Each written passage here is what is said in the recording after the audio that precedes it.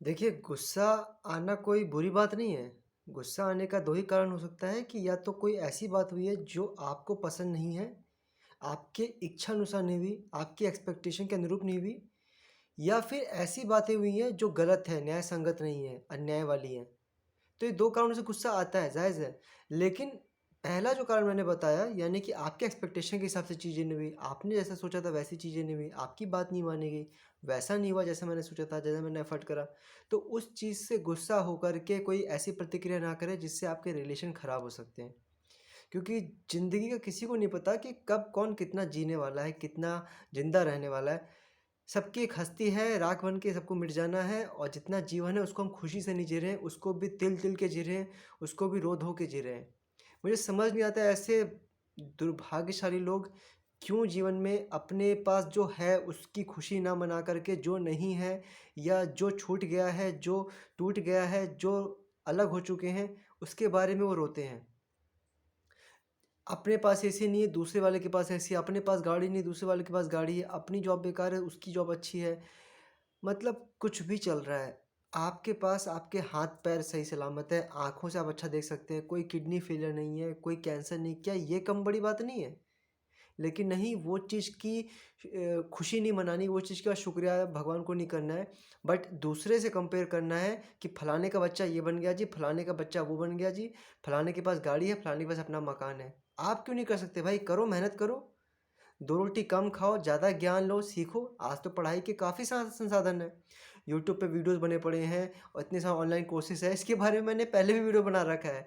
आश्चर्य तो तब होता है कि तमाम चीज़ों पे मैं वीडियो बना चुका हूँ, लेकिन फिर भी मेरे पास ऐसे-ऐसे लोग आते हैं, जो बताते हैं कि भाई ऐसा कुछ हो रहा है लाइफ़ में। लेकिन खुद से एफ़र्ट नहीं करना चाहता है। वो चाहते हैं कि कोई उनको मुँह में जाके दे, खीर दे दे, आलू दे दे, टमाटर दे दे। सब कुछ मुफ़्त में नहीं मिलती यार, कुछ तो एफ़र्ट करना चाहिए लाइफ़ में अचीव करने के लिए। शॉर्ट टर्म गोल डिसाइड करें कि यार मुझे ये चीज़ लाइफ़ में अचीव करनी है। क्यों नहीं मिलेगा? बिल्कुल मिलेगा। मैंने भी लाइफ़ में बहुत कुछ करी है, लेकिन अभी इतना कोई बड़ा काम नहीं किया मैंने, इतना कोई महान काम नहीं करा मैंने। मैं अपने काम को हमेशा बहुत छोटा ही समझता हूँ, क्योंकि एज़ अ लर्नर अगर आप कुछ करते हो तो आप हमेशा अपने आप को छोटा ही समझोगे, कम ही समझोगे।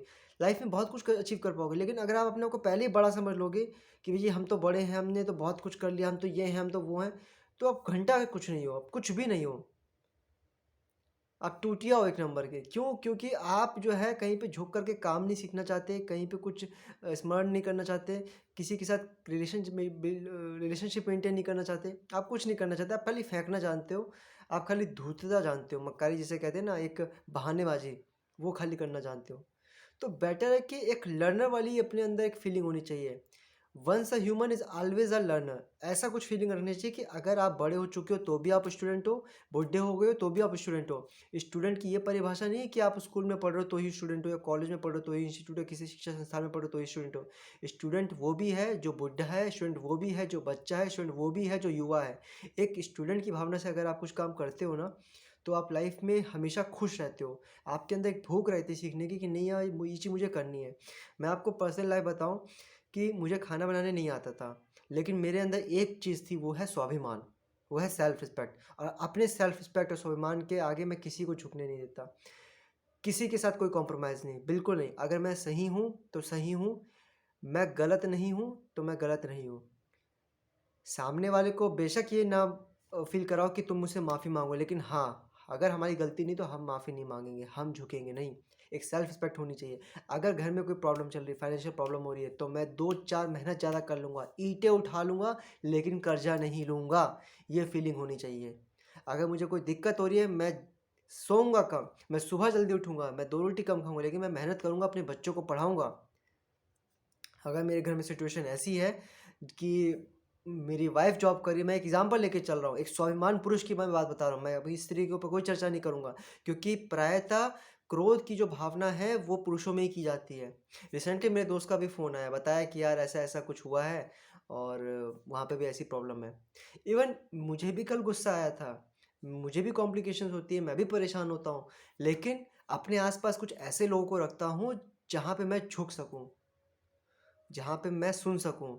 मैं अपने पास एक ऐसे शुभचिंतकों को रखता हूँ जो मुझे डाँटे, जो मुझे समझाए कि भाई ये चीज़ गलत है, इस चीज़ का ये दृष्टिकोण है, एक पक्ष ये भी है तो दूसरा पक्ष ये भी है।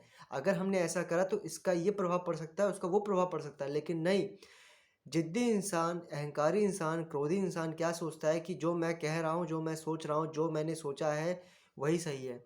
और कमाल की बात तो ये है कि जैसा वो सोचता है उसको उस हिसाब से पोस्ट मिलने भी शुरू हो जाते हैं, तो वो स्टेटस पे वही टपका भी देता है।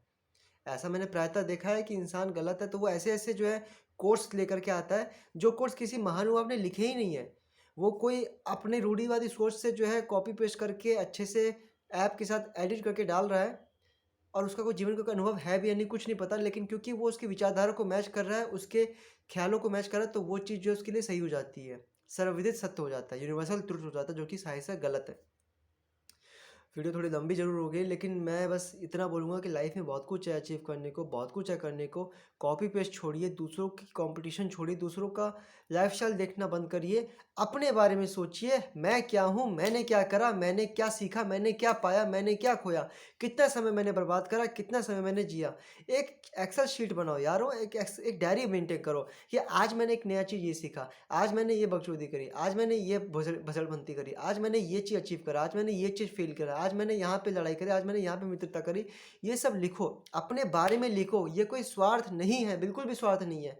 क्योंकि जब तक आप अपने कर्मों का विवेचन नहीं करेंगे, जब तक आप अपने बारे में चेक नहीं करेंगे कि मैंने यार इस महीने क्या-क्या अचीव करा। मुझे एक चीज़ बहुत अच्छी लगी, मेरे ऑफ़िस में कलीग है, उसने नाम नहीं लूँगा नहीं तो फिर खामख़ा वो फ़ेमस हो जाएगा और परेशान हो जाएगा, काम नहीं कर पाएगा। उसने बोला कि भाई शीट मेंटेन करो। मैंने कहा ये तो आइडिया अच्छा है, मैं तो डायरी मेंटेन करता हूँ।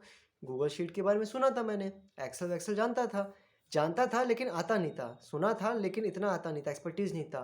सोचा नहीं था कि इतना अच्छा फ़ायदा हो सकता है। तो वहाँ पे एक सीरियल नंबर बनाया डेट का, एक सीरियल नंबर बनाया आज मैंने क्या करा, एक सीरियल नंबर बनाया मैंने अचीव करा कि नहीं करा। और मैं डेली जो काम करता हूँ ऑफ़िस में उसका मैं गूगल शीट बना देता हूँ कि आज मैंने ये करा जी, आज मैंने वो करा जी।